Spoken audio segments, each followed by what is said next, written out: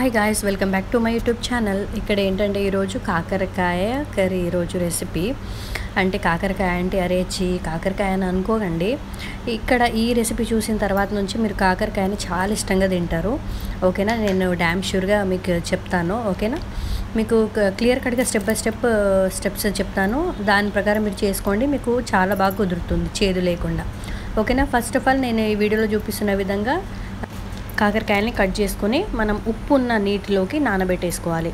ఓకేనా, ఉప్పు ఉన్న నీటిలోకి నానబెట్టేసుకుంటే ఏమవుతుందంటే మనకి ఆ చేదు అనేది పీల్చేసుకుంటుంది అనమాట. కొంతవరకు, మొత్తం కాదు కొంతవరకు. ఓకేనా, నేను స్టెప్ బై స్టెప్ చెప్తూ ఉంటాను కదా, ప్రతి ఒక్క స్టెప్లో ఈ చేదుని పోగొట్టే స్టెప్సే ఉంటాయి ఎక్కువ. ఓకేనా, ఈ విధంగా మనం నానబెట్టేసుకోవాలి. అది కూడా మనం 1 or 2 hours వరకు నానబెట్టేసుకోవాలి ఇక్కడ.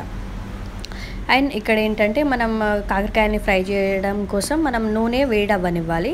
స్టవ్ మీద పొయ్యి పెట్టేసుకొని అందులో నూనె వేడవ్వనివ్వాలి. పక్కకి ఏంటంటే మనం ఆల్రెడీ నానబెట్టి పెట్టేసుకున్నాం కదా, ఆ చేదును రిమూవ్ చేయడం కోసం మనం ఇక్కడ కాకరకాయని స్మాష్ చేసుకోవాలన్నమాట. ఓకేనా, ఫస్ట్ ఏంటంటే ఉప్పులో నానేస్తే కొంతవరకు చేదు పోతుంది. అండ్ ఇక్కడ స్మాష్ చేయడం వల్ల కొంతవరకు చేదు అనేది రిమూవ్ అవుతుంది. ఓకేనా, ఈ విధంగా స్మాష్ చేసుకొని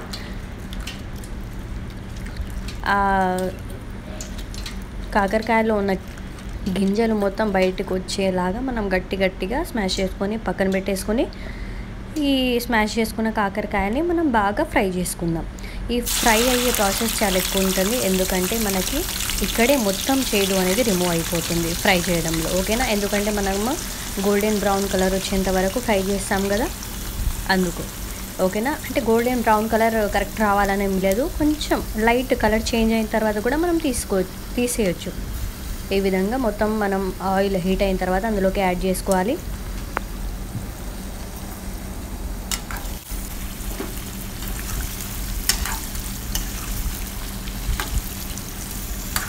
ప్రతి ఒక్క క్లిప్ నేను పెడుతున్నాను మీకు, కలర్ ఇలా చేంజ్ అవుతుంది అనేసి. లైట్గా చేంజ్ అయితే ఓకే, మనకి సెట్ అయినట్టు. ఈ విధంగా మీరు నా ఛానల్ని ఫస్ట్ టైం ఎందుకంటే నేను మళ్ళీ వచ్చే రెసిపీస్ ఏవైతే నేను అప్లోడ్ చేశానో అవి ఫస్ట్ ఆఫ్ ఆల్ నోటిఫికేషన్ రూపంలో మీకే ఫస్ట్ వస్తుందన్నమాట, సబ్స్క్రైబ్ చేసుకుంటే. అండ్ లాస్ట్ వరకు చూడండి, వీడియో స్కిప్ చేయకుండా చూస్తేనే మీకు స్టెప్ బై స్టెప్ అర్థమవుతుంది. అండ్ స్టెప్ బై స్టెప్ అర్థమైతేనే మీరు కరెక్ట్గా చేసుకోగలుగుతారు, మీకు రెసిపీ అనేది బాగా కుదురుతుందన్నమాట. ఓకేనా, లాస్ట్ వరకు చూడండి. వీడియో నచ్చితే తప్పకుండా లైక్ చేయండి. ఓకేనా, ఈ విధంగా చూపిస్తున్నాను కదా, ఇలా కొంచెం మనకి కలర్ చేంజ్ అయినా పర్లేదు, మనం వేరే బౌల్లోకి ట్రాన్స్ఫర్ చేసుకుందాం. ఫ్రై చేసుకున్న ఈ కాకరకాయల్ని ఇలాగా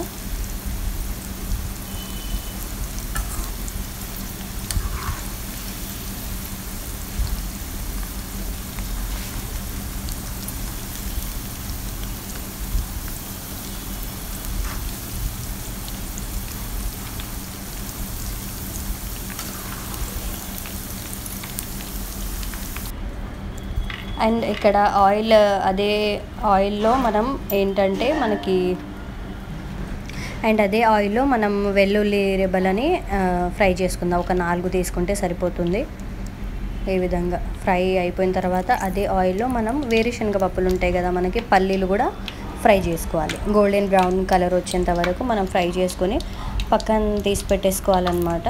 పక్కన తీసి వీటిని ఏంటంటే నేను మిక్సీలో పట్టట్లేదు, నేను నార్మల్గా మనకి రోల్ ఉంటుంది కదా, అందులోనే నేను దంచుకుంటున్నాను వీటిని. అండ్ ఈ అల్లం అండ్ పల్లీలు వీటిని దంచుకున్న తర్వాత అందులోనే మనము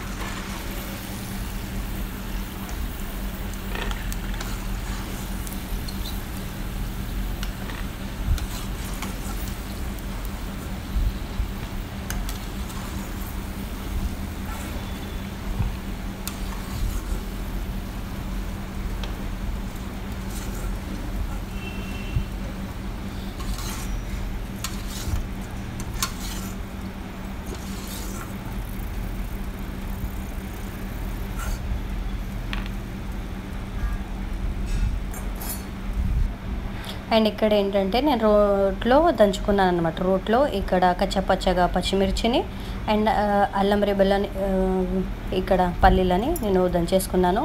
అండ్ ఇక్కడ ఏంటంటే మన కర్రీలోకి కొంచెం చింతపండుని నానబెట్టుకొని పెట్టేసుకోవాలి పక్కకి. అండ్ ఇక్కడ ఏంటంటే నేను వీడియో ఆన్ చేయడం మర్చిపోయాను, సారీ. అందుకోసమని నేను చెప్తాను. ఇక్కడ ఏంటంటే కడాయి పెట్టుకొని అందులోకి ఆయిల్ మనం వేడైన తర్వాత మనం కచ్చపచ్చగా దంచి పెట్టుకున్న మిరపకాయలు అండ్ దాంతోపాటుగా మనకి కరివేపాకు అవి రెండే యాడ్ చేసుకోవాలి. అండ్ అల్లం వెల్లుల్లి పేస్ట్ కొంచెం యాడ్ చేసుకొని పచ్చిదనం పోయేంత వరకు మనం కలిపేసుకొని ఇక్కడ మనం ఫ్రై చేసి పెట్టుకున్న కాకరకాయ యాడ్ చేసుకోవాలి. అంతేనండి. 3 ఇంగ్రీడియంట్స్. నేను వీడియో క్లిప్ తీయడం అది ఆన్ చేయడం మర్చిపోయాను, వీడియో ఆన్ చేయడము అది. ఓకేనా. ఆ విధంగా మొత్తం మనం కాకరకాయలు యాడ్ చేసుకున్న తర్వాత అందులోకి పసుపు, కొంచెం కారం. అండ్ ఎక్కువ కారం వేసుకోకండి, ఎందుకంటే మనం ఆల్రెడీ పచ్చిమిర్చి యాడ్ చేసుకున్నాం కాబట్టి కారం పసుపు వేసుకోవాలన్నమాట.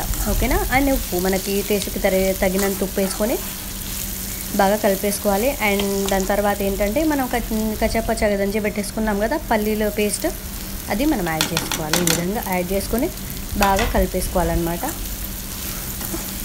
అది మొత్తం కాకరకాయలకి అంతవరకు కలిపేసుకొని మనం ఏదైతే మనం చింతపండు నానబెట్టి పెట్టేసుకున్నాం కదా పక్కకి, అది వేసేసుకోవాలన్నమాట అందులోకి.